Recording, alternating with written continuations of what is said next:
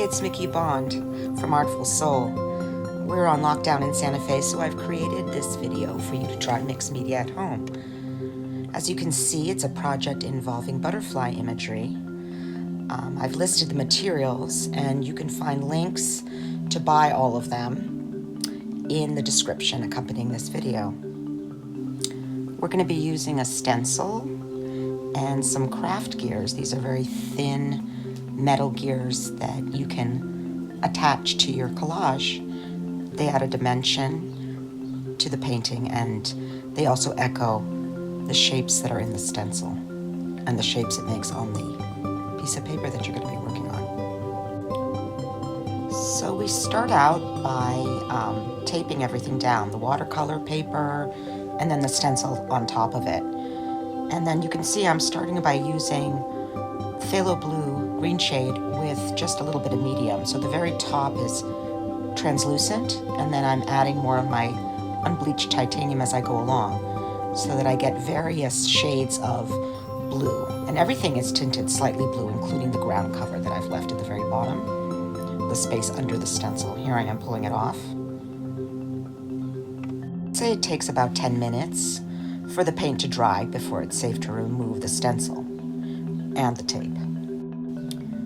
This time what I did was I retaped again and added some burnt sienna to the unbleached titanium to make a border around the part of the painting that has the stencil and the ground.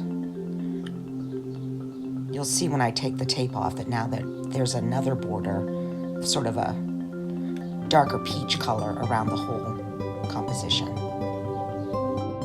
Now it's time to play with the butterfly imagery. So now we're going to start working with the collage elements. It's useful to make a black and white copy of the butterfly you're working on if you want to cut out certain shapes more precisely and match them to a different media. In this case, I'm going to be using a map, old map.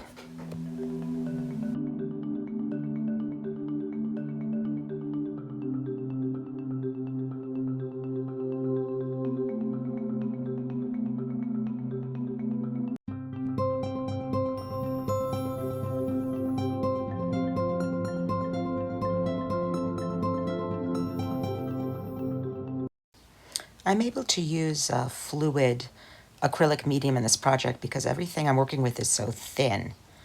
You can use either matte medium or a gloss medium. It depends on how you want your painting to look. Once everything's glued down, cover everything again with a layer of your gloss or matte medium and allow it to dry thoroughly before moving on to the next step. You don't want anything to be sticky when you're starting to work with permanent markers. I'm using the markers to highlight and embellish various parts of my composition and to unify all the elements. You know, there's lines in the map, so I'm adding some squiggly lines on top of the butterfly and basically bringing everything together with highlights of color.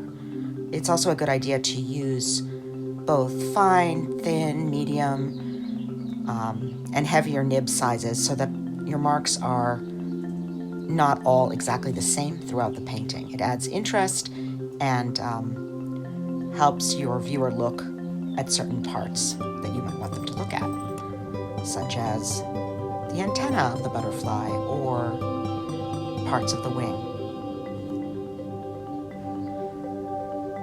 Once you're done playing around and coloring things in, you'll want to cover everything one more time with medium.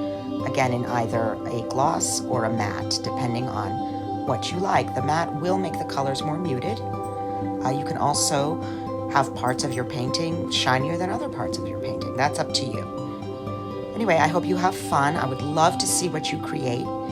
And if you've enjoyed this video, please subscribe to my channel and consider making a donation. Have fun and stay safe out there.